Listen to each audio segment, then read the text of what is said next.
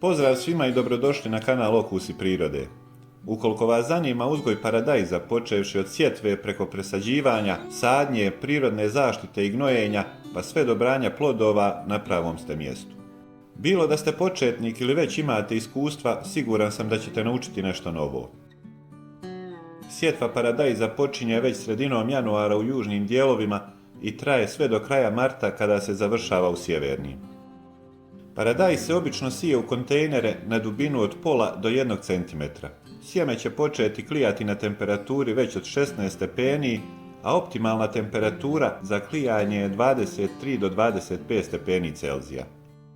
Uz dobre uslove, a pritom mislimo na temperature i na stalnu vlažnost, sjeme paradajza će niknuti već za manje od 10 dana.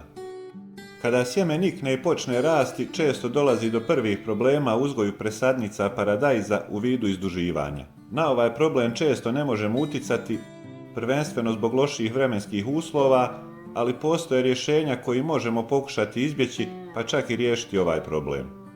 Naime, glavni faktori koji utiču na to da se sadnice izduže su u prvom redu nedostatak svjetlosti, jer paradajz se sije rano kada još uvijek nema dovoljno vanjskog svjetla, a pogotovo nema 12 do 16 sati sunčeve svjetlosti koja je potrebna da se sadnice ne bi izdužile.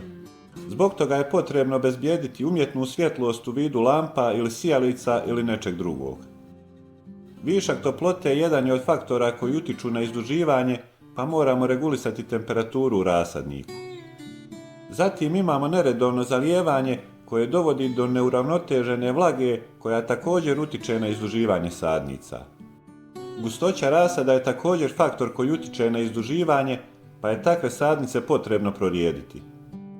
Kada nismo u mogućnosti obezbijediti sve uslove i ipak dođe do izduživanja, onda možemo jednostavno zasijati sadnice supstratom. Osim zasijavanja, rješenje za izdužene sadnice leži u presađivanju.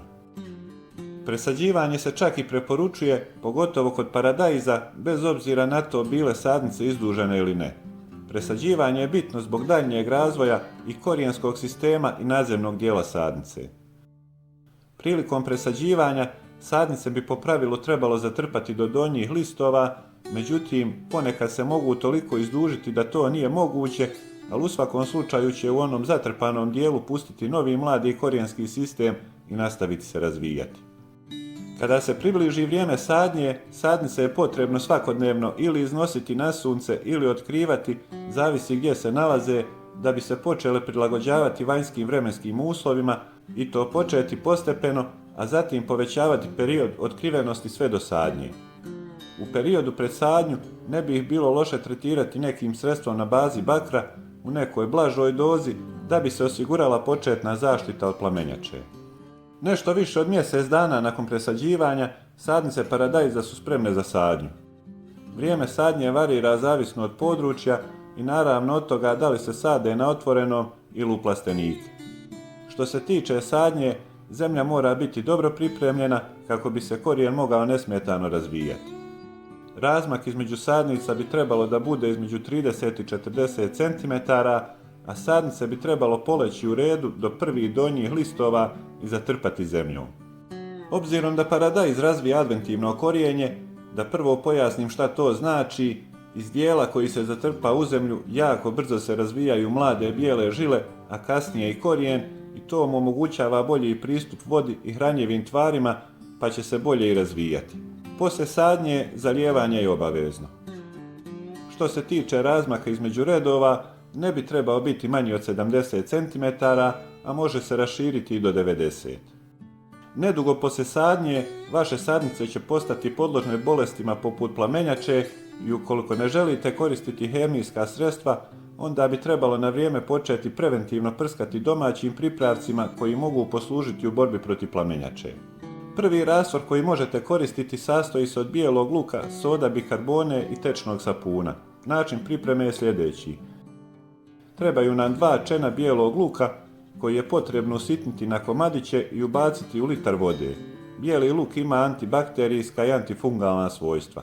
Zatim dodamo 1 kašiku soda bikarbone koja je korisna u uništavanju gljivičnih spora i 1 malu kašiku tečnog sapuna. Sapun se često koristi zbog ravnomjernog raspršivanja i boljeg zadržavanja na listovima. Rastvor ćemo promiješati i ostaviti preko noći da ostoji, a onda ovim sredstvom možemo prskati paradajz svaki 7 dana, bez obzira da li ima plamenjače ili ne. Za drugi rastvor će nam trebati samo kefir, gdje litar kefira ide na 10 litara vode, ili ako vam treba manje, onda jedna mala čaša od 10 decilitara na 1 litar vode. Ovaj rastvor ostavimo da ostoji 2 dana i spreman je za upotrebu. Kefir je bogat probioticima koji prirodno djeluju protiv gljivica koje uzrokuju pojavu plamenjače. Isto kao i prethodni, i ovaj rastvor možemo koristiti svakih 7 dana. Sve što nam treba za treći rastvor je da pomiješamo 100 grama kvasca s 10 litara vode i ovaj rastvor je odmah spreman za upotrebu.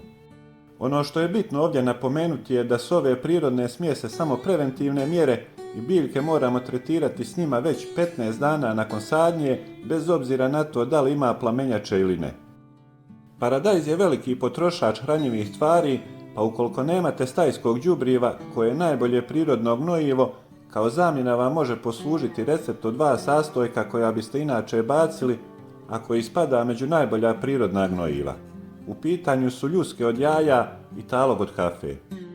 Sve što je potrebno uraditi je da sameljemo ljuske od jaja i pomiješamo ih s talogom od kafe i gnojivo je spremno. Ova 2 sastojka sadrže dosta mikroelemenata koji su potrebni za rast i razvoj paradajza. Samo pripazite da ne nanesete deblji sloj oko sadnica, jer se talog od kafe može stvrdnuti i spriječiti prodiranje vode u tlo, što svakako ne želimo.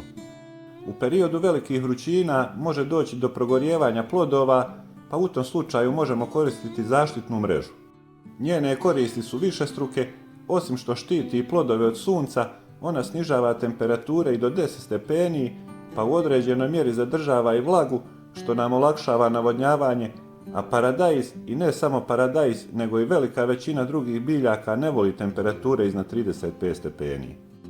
Zaista, paradajz zahtijeva dosta vremena i truda kako bi se od sjemena došlo do branja plodova, ali složit ćete se sa mnom da vrijedi, jer domaće je domaće.